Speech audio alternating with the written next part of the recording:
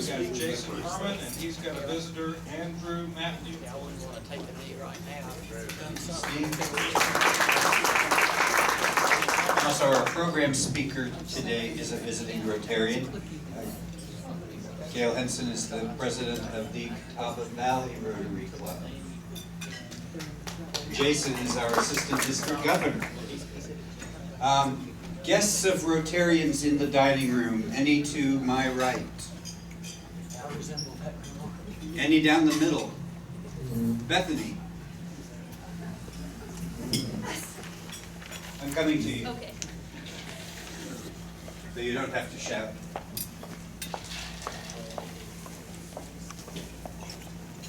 This is Laura Mancini, and she works at Carolina Anesthesia Associates, and she also teaches at CBCC in Lenora.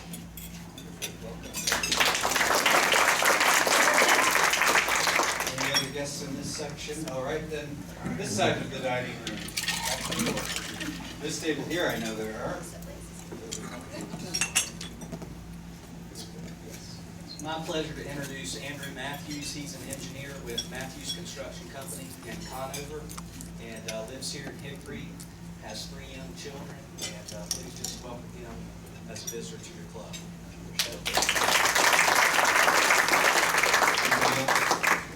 Every other face looks familiar. I've seen your mugshot somewhere. All right. We have several announcements to make today. Actually, I shouldn't have run all the way up here already because I've got to run all the way back to the back again now. Because Mr. Frank Young is stepping up to bat. What do you have to talk about today, Frank? This is my final plea for the blood drive. We're a little thin this year, to be honest, on the sign-ups. It is next week from 1 to 6 at St. Luke's, immediately following this. And again, if you can, if you can't, please have somebody else. Mark, thank you. I picked up the Crawdads tickets today. I'm going to pick up the oil change vouchers tomorrow, so you do get a little something out of it other than just saving lives. I'm asking for your help with this. I hate for them to bring all the resources, all the people that work for that organization to the church, and then we have a light, disappointing crowd. So thank you. I will not bother you for about 6 months, maybe. Okay. Is it open to the public? Yes. Anybody can. Anybody with veins can donate blood. That's right. Next Thursday. All right, and then, Lynn, since you're going to introduce the program, I'll have Sandy talk about it here. Unless you'd like to come back here, share. Okay. Sandy Fotheringham. Okay. We're all over the room today.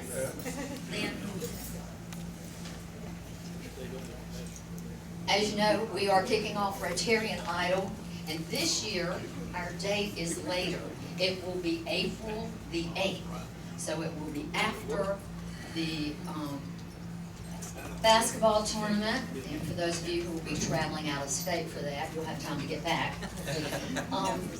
We have sign-up sheets here for all of the different committees, and there's a description on your table that tells you what that involves.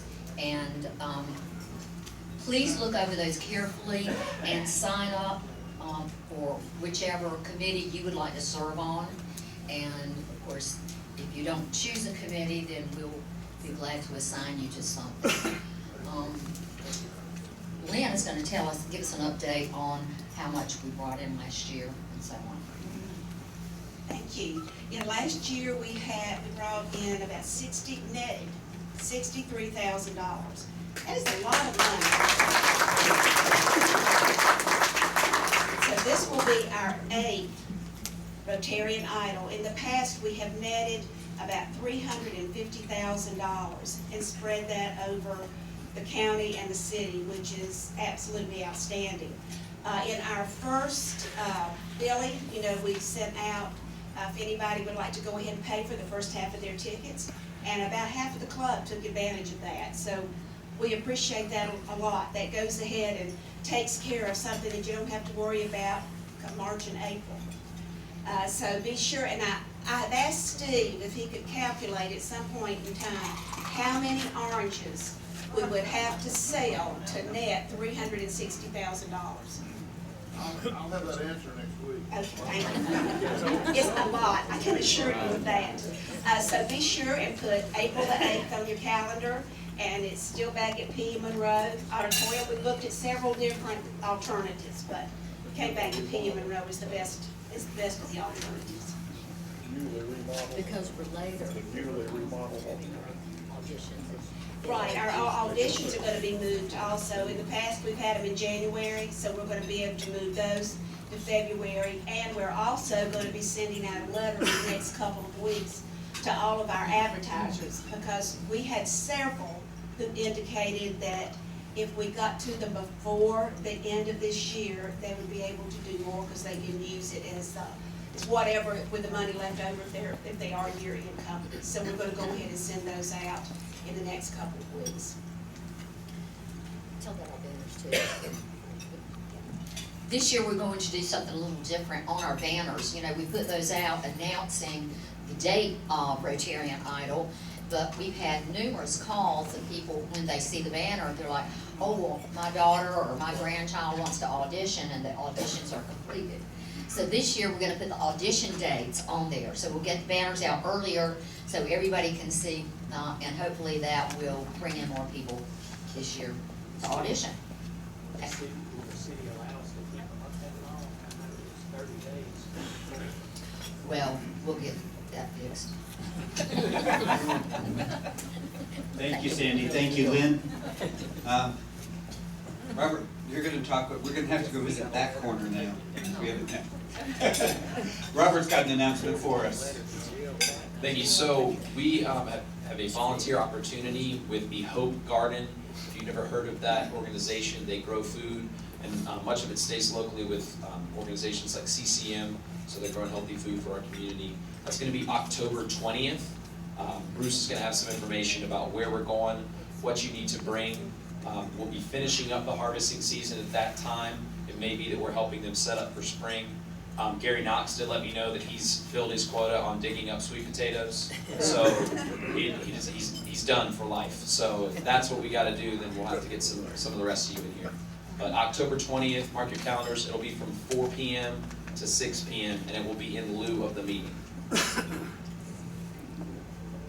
Yeah, so we'll be having an afternoon of service in lieu of our meeting, helping Hope Garden grow healthy food for needy people. And yeah, if you haven't, as far as the sweet potato digging goes, if you're not signed up for a Rotarian Idol committee or one of the other club committees that we're still signing up for, you'll be on the sweet potato committee.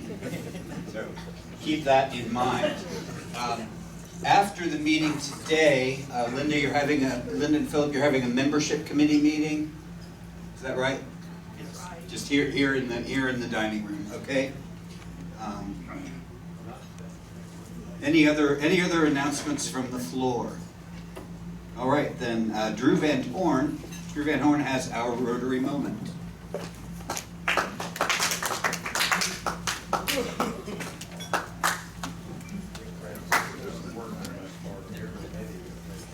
Thank you for that round warm of applause. It's always good to be here.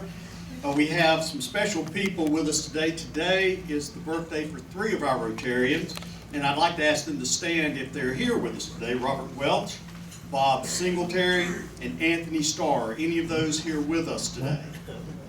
Hey, they know what to do on their birthday. Tomorrow's birthday is Richard Say, and Saturday, Rosemary Bashan. Happy birthday to all those. Let's give them a round of applause. Are there any other health concerns for the club or any anniversaries I may have missed? Okay. Just as a couple little things I saw today that are kind of cute. This was a recording that's on an Australian tax helpline. And it says, if you understand English, press 1. If you do not understand English, press 2. sounds like the help we can get around here as well. Stephen Wright says, I bought one of those tapes to teach you Spanish in your sleep. During the night, the tape skipped. Now I can only stutter in Spanish. And then for those of us who are ready for baseball in the October, here are a couple of things that if you were not as great in baseball as I was not very good, these are some neat things. A baseball bat, a wooden or metal bar that can easily fly out of someone's hands, a foul ball, a moment when you think, oh my God, I finally got a hit. Babe Ruth, someone who people tell you was also overweight. A fly ball, when the sun suddenly drops a boulder on your head. A shortstop, a position that involves mostly ground balls and that you think maybe you can play. A line drive, the reason why you can't play shortstop. Innings, the amount of time left before afternoon snack divided by 9. And then this is one I can really relate to, right field. A quiet place where you can sit for long stretches and play with dandelions until suddenly you hear a clang and some shouting and immediately understand that life is about to get much harder.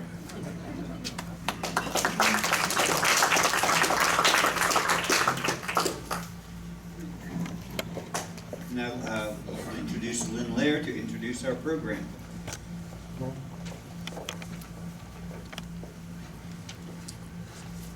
Thank you, President John. It is my pleasure today to introduce Gail Henson.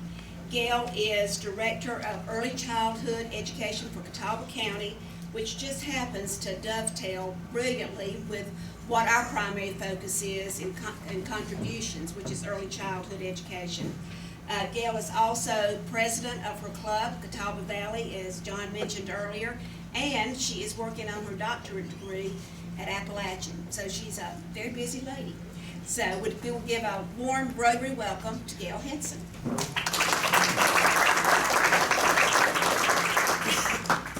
Thank you. I'm going to see if I can use my teacher voice or if I have to use the microphone. And I do want to thank y'all for Imagination Library support. Every one of our families in Early Head Start are enrolled in Imagination Library. And when we walk into those homes and we see the books on the bookcase, and the kids who love those books so much and they look forward to them, we know we're making a difference. These are families who never had a book in their house that they could keep. We also take books into the home, and we're supposed to take them back every week. I can't tell you the number of times we go to try and get the books, and the kids have hidden it because they want to keep those books. So we take a loss on our books on a regular basis and just replace them on a regular basis. I do want to talk to you about Early Head Start. Because y'all do believe in early childhood, you know that it starts at the very beginning. What a difference we can make in a family from the very, very beginning. We begin from prenatal up to age 3. How we got started, let me make sure I have my technology here, was through the blessings of the Partnership for Children and Catawba County Schools. They got together, and when the American Recovery Act came down with funding, back when we were in that recession, and funding became available for Early Head Start, which is a program for prenatal age 3. They awarded funds, and the partnership made the decision to make the grant. And that was a big step, because the grant was also awarded, and it was awarded with only 18 months of funding. Talk about scary. They received that grant, and I saw the ad on WHKY for a director of Early Head Start, and I thought, well, I'm happy at mental health, but let me just go and see. And I made the decision to step out and move there into that program, and then I was able to I had to hire 10 staff within 2 weeks' time, because we were already behind, because the federal government was late getting to it, but they were telling me we were already late, and that's not a good feeling when your first week of work you're told, okay, when are you going to start serving kids? It's like, oh, okay. So I was able to hire 10 great staff who were willing to step out also, do their jobs. They were either teachers or social workers, and I made the decision to say, we believe in working with young children, and we're going to take that chance and know that we're coming into a program with only a guarantee of a 1.5 years of funding. Well, now we're in our 3rd year of a 5-year grant cycle. We've been around since 2010. They haven't been able to get rid of us. And who do we serve? This was the hardest thing. Was people said, where are you going to find the families? because we were asking families to come in and let us come into their home. And that's not something all of us like to do. But we serve low-income families who are usually 150% or 100% below poverty. These are families who are living on $8,000 to $10,000 a year. That's not a lot of money. But they're living on that, but they have their children, and we want to be able to provide services. We initially went out and talked, and we were able to hire staff in March and start serving in April and stay fully enrolled. And because we got referrals from social services, public health, the school system, and it was hard to get referrals because they said, well, who are you? What are you gonna do? And we were able to share with them that we're gonna work with the families. The average number of families we serve a year is 110 families. Some families have been with us since the time the program started because they've had other children. But most of our families stay with us between 2 and 3 years. That's with us in their home 48 weeks out of the year. That's a lot of commitment on the family's part for us to be in there. What we do is, as our families go in, some of you may have heard about the Parents as Teachers program. That is also underneath our program. So as families say, I can't see you every week. I really like the program, but I can't see you every week. So we can transition them to Parents as Teachers, which only serves them maybe twice a month. So that's a little bit less intense service. And that's a good connection, because we don't want to lose the families. We do go in 90 minutes a week. When we go in, we have planned the lesson with the parents and my educator. And they're going in to talk about school readiness. Now, how many of you think about school readiness at a 6-month-old? What do you think a 6-month-old needs to do to be ready for school? I could call on Jason as a new daddy. What were you working with your child to do? We do read books to her. You read books to her? You practice rolling over. You practice, they have to learn how to lift their head up. All those things that you think are natural. Some children, because if their parents have left them sitting in a car seat or something like that and not interacted with them, they're not gaining those skills. And one of the key things for school readiness is talk. Talk to your kid is so tired of hearing your voice, they're going to cover their ears. Because that's the only way they get their language. And research has shown that middle income and upper income, the children come in with almost 1 million more words than a low income child, because they're just not exposed to the language, especially with our dual language. We also, that is a unique part, we do social service case management. We help the parents find jobs. We help the parents go back to school. We help them say, okay, you've been evicted.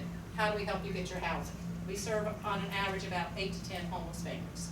So we do anything that helps that family to keep together.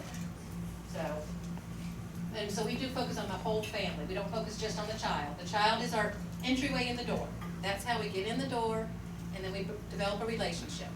And out of that too, one of the key things, any of you who are business people, know how important it is to set goals. In your world, you set a goal to try and accomplish that goal. A lot of our families have never had to set goals before. We work with them and say, okay, what is your goal for your family?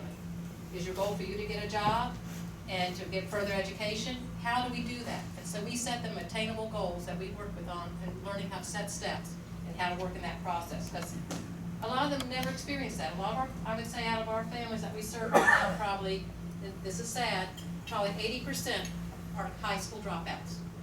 That's in this day and age. And these are families who are between 18 and 35. So our goal is to try and help them learn how to get back in school and set goals for themselves. We do work with social services very, very closely. We were able to get a grant through Children's Trust Fund to serve children. When you make that call and you know something's just not right in the home, but they may not be able to say they've got neglect or abuse, but something's just still not quite right, we have funded a caseworker at social services and one with us. And what they do is they help provide those supports to that family to say, the community is saying that maybe you need a little help. And a lot of times these are families who welcome you to their door. Where I'm really impressed with my staff is that they go in the door and we're voluntary. And the family could very easily close us out once their case was closed to social services. But the majority of this family stay with us because they have developed that relationship with our educator. It's a relationship process. 46 visits a year. That is a lot. We also do what are called group activities over at our Sweetwater site or at the parks. And that's where the parents and the children come together. And they interact because a lot of times they're very isolated. A lot of our families live in neighborhoods where they don't feel comfortable taking their children outside. So they come into our program and they have the chance to interact with other kids and other parents. And on top of that, we also are offering now called a mom-to-mom support group. We thought, oh, they're not gonna come. Well, they started coming. And this is a once-a-month group, and we thought, oh, the parents are too busy. We are having to basically double our childcare work when the parents come, because they need that support, the moms need that support. And that when we tried to cancel the July meeting, thinking, oh, July, I got phone call after phone call. We ended up with 19 parent mothers there and 25 little children at 5:30 at night, when I was gonna stay in the office and work on my grant. Not a good idea, when they're right outside my office. But those parents are gaining skills and they're developing supportive relationships. If you ever think about it, if you live in a low-income neighborhood, do you have the supports that people in other neighborhoods have? You don't. Everyone's in the same boat. They don't have the transportation, they don't have the access to things, so this gives them a chance to start developing relationships. We try to scaffold things up to get ready for school. Because I am lucky enough to have the NC pre-K programs underneath my department, I get to see what are they learning. So we start to slowly build up the school readiness skills. And so that by the time they get ready to exit us and go to parents as teachers, they then slowly move on to NC pre-K, and by the time they get to kindergarten, they've got such a strong, strong basis, which a lot of our kids do not have. We have, right now we're probably serving close to 35% of our families are dual language families. And that is, again, a blessing. Those parents welcome us in the home, and then they are focused on the school readiness too, and work with them in both English and Spanish.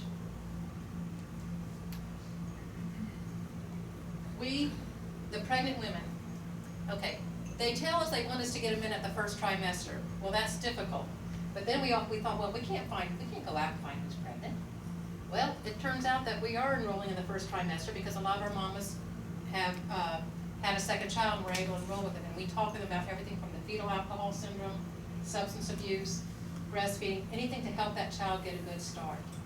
And this speaks to me very well because I have a child in my developmental day program right now who was exposed to alcohol in the womb. And I watch that child every day struggle. He can hardly speak.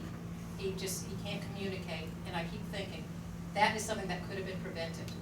The grandmother is raising him now, so I keep thinking, what can we do to tell parents, the sooner you start, once you think you're even going to be pregnant, make sure that you are not drinking or doing drugs. Because and smoking. The smoking is, yeah. And we also are trying to really get our fathers involved. And that was something that surprised me. We have got right now 5 who the father is the primary caregiver, and they open their home and they let us come in and work with them. We are, like I said, we're within the early childhood department. When I first came on board, I was just director of early Head Start. And then they decided they would like to combine all services from birth to age 5 under one area, with the goal for getting parents comfortable walking through that school door. A lot of our parents, like I said, were dropouts. So now they weren't too sure about coming in a school door. So we wanted to make sure that we start that process and we can slowly move them up. I am now seeing that when a child is with us who may have a possible disability, I can quickly get them to preschool EC services, get them services. Children are moving into our pre-K program. They are now aware of that, and so seeing those children graduate, it is wonderful. I have 8 family resource educators. They are all either certified teachers or social workers. That was one of my requirements. I wanted someone who could handle both the education piece and the social service piece. I have Mary Moran, who was our student services coordinator, retired, and I ran across her in the parking lot, and I said, I need someone to do mental health work. She said, you work with babies. I said, yes, we work with babies. But babies have mental health in the families too. So she came on board as my mental health support specialist. And then my coordinator does one of the hardest jobs. We get a referral from social service or wherever. She makes that call. That person has to answer the phone, then she has to say, can I come out and meet with you? She goes to their home, no idea where she's going, knocks on that door and sits down and starts asking them questions like, okay, how much money do you make? What's your birth control? Have you had any abortions? Have you had any miscarriages? And they answer because of her personality. She goes in a non-judgmental way and they answer all the questions. She says, do you have enough food to eat? Do you need this? And then we assign an educator. But that's a big step for her to just take that decision, walk out the door, knock on the door of a stranger and walk in. The worst one she did though was one time she went in, knocked on the door, she went down, sat down, started taking all the information, and then all of a sudden she said, wait a minute, I thought you had a son. I said, no, I have a daughter. She was at the wrong house. But the lady let her in, and we ended up signing her up. So probably one of the most unique ways we found a family was we were in court with one of our other families who was having a custody battle, and we were there to help support mom. We watched a young mom standing before the judge, which was very typical, and that there had been an accusation that her boyfriend had hit one of her children. And she was in tears. And the judge said, do you want a court-appointed attorney? And she said, no, I'll do it myself. And he kept saying, do you want a court-appointed attorney? Are you sure? No. And all of a sudden, when he said, okay, what are you going to do now? And she burst out in tears. And he gave her a break. And she went outside and followed the boyfriend and went out there with him. And we went downstairs and tracked her down, like Carolyn and I, and we told her what we could offer. And we went back in and we talked with the judge and said, could we talk with you? We understand the children are going to be in DSS custody right now, but she is pregnant. Can we enroll her in our program and go from there? She has now been with us for 3 years. The boyfriend who had hit the child has been through parenting classes. Their children were removed but then brought back. They've now had another child, and that child is getting ready to go into a preschool program. But if we had not gone in there, she was at the point of losing her children and not getting them back. And because she also cussed the judge out, which you're not supposed to do. I mean, that's not a good way to so we've worked on that skill too. But again, that's the kind of services that we're able to offer them. The Catawba County School Board is our governing agent. We are Catawba County School employees. But a unique part of the Early Head Start is we have a policy council. And we have professionals on it, including our school board chair on it. And then we have parents. The parents take the lead role of listening to how to develop our policies and procedures, looking at our budget, making determinations of things we want to change. And these are parents who may not graduate from high school, and they learn to run the meetings. And I make sure that a parent is the chair, the vice chair, and the secretary. And that gives them a really good opportunity. We do have to do a community needs assessment it used to be every 3 years, now it's every 5 years. And that really gives us a detail of what's going on in the community. And anyone who's working for a nonprofit or agency that needs information, I'm more than willing to share that information. It is detailed information. So one of my goals is to try and get a job training program and to be able to offer GED classes, because I really think that is one of our key components that we need to do. We do serve, I think you mentioned there, we serve children with disabilities, a wide range of children. I'm based at Sweetwater, and it's just connecting with the Partnership for Children, with Imagination Library, Public Health, Social Services. We are able to provide a unique service for the families and children, with the goal that hopefully they will not need us again on the next cycle because they'll have moved along and become self-sufficient. So I know I talk fast, so are there any questions? Because yes, sir. If I'm not mistaken, the emphasis presently in the State Department of Education across the state by law is on first grade to third grade, with third grade being a focus here, of course. What do you think is all the studies show that pre-school education, everything I've ever seen, Right. vast number of it, how do we get that so that it's not taking away from the focus Right. in third grade? You need to be able to read by third grade, I understand that, but of getting to spending the money that's necessary for resources to that is one of the hardest things to do, because our pre-K program is funded through pre-K dollars. So like this year, when my teachers are all certified in preschool, when they got raises that were mandated by the state government, no funds came to us. We are now looking at a shortfall. I was threatened with having to close all my pre-K programs, because people do say, they said it's a very valuable program, but how are you going to pay for it? And they are looking at the lottery dollars, of course, is one way. There's right now at the federal government, they are choosing to redistribute some money that was going to Head Start to have public preschool. And our state government is supposed to be putting a grant in to have that availability. Because people do understand, every study you read shows that children do better after they've had preschool. And even if it starts to fade away at third grade, think where they would have been if they hadn't had that start. And what they're now starting to say is, okay, if it fades away at third grade, what did we not do right in first and second grade? So if we brought them up to speed and then they started to fade away, what are we not doing in those other grades? So they're starting to look at it a little differently. but it is a struggle, very much a struggle. And our programs, our pre-K are a combination of fee paying, exceptional children, and NC pre-K. Yes, You said you're governed by the Catawba County School Board. right. Do you serve the whole county? We do, with the Early Head Start, we serve the whole county. My Parents as Teachers program only serves Catawba County, but my Early Head Start serves all the districts. So we go as far out as way past Vail and on across the area, so yeah. Any other questions? I'll tell you, if you ever need to pick me up, come walk in a pre-K classroom, and you will be picked up and you'll be energized. And especially if you want to see language being learned from an early year.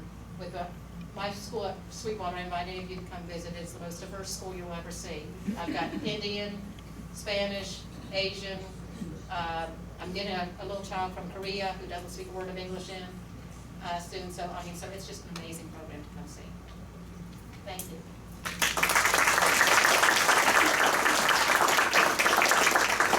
You got the microphone. I was coming to you. Okay. Thank you, Gail. And we have a gift for you, a Rotary tote bag that you can use for your grocery shopping or Okay, thank you. any other shopping you wish to do. I appreciate it. Thanks very much for being with us today. And now, Philip Reed has our Service Above Self Scholarship raffle. Want me to read the numbers? I don't know if I can read it, okay. Our total pot, our receipts today were $47. The total pot is $178. There are 50 cards and 2 jokers. Okay. We're down to 7 cards for ours. How much? $1,400. Yeah. Okay, just the last 4? Yeah. There you go. All right, the last 4 numbers are 3151. 3151. And we have a winner, Big John Olson.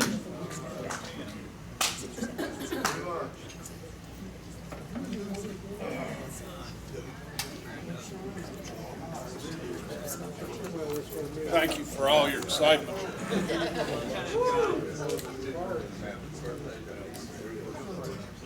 Yes, indeed it is.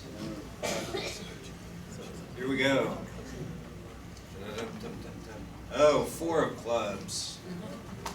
So sorry. Free lunch for you. Thanks, Blake. Thank you very much. Can I make a quick announcement? Yes, you may. I know most of you don't have anything going on noon on Saturday, but a historic event is getting ready to occur in Boone, North Carolina. We are hosting the Miami Hurricanes in Boone, 12 o'clock ESPN. Don't miss it. Yes, please, you have to put $1 in the cart bucket, John. I extend my thanks and the thanks of the club to our visiting Rotarians and guests of Rotarians today. We look forward to seeing you again. Some important dates coming up. We are joining the Lake Hickory Rotary Club on September 24th for a football game and tailgating at Lenore Rhine. The October 16th is the Eastern Catawba County Hunger Walk, benefiting Eastern Catawba Cooperative Christian Ministries and the Corner Table. You can find sign-up information on the eTriCM website. The CART fundraiser in Morganton is on October 25th. Oh, that wasn't for me, okay. And the Sunrise Rotary Club is having their annual dinner dance on October 29th. I'd like to remind you to please drop your spare change. Thank you. That was right on cue. Drop your spare change, folding money, negotiable securities, and fine jewelry into the cart buckets. And remind you that for the month of September, we do have an anonymous donor that is matching cart donations up to $100. So everything you put in there is worth double. So, and now let us close with the 4-way test. Of the things we think, say, and do, is it the truth? Is it fair to all concerned? Will it build goodwill and better friendships? Will it be beneficial to all concerned?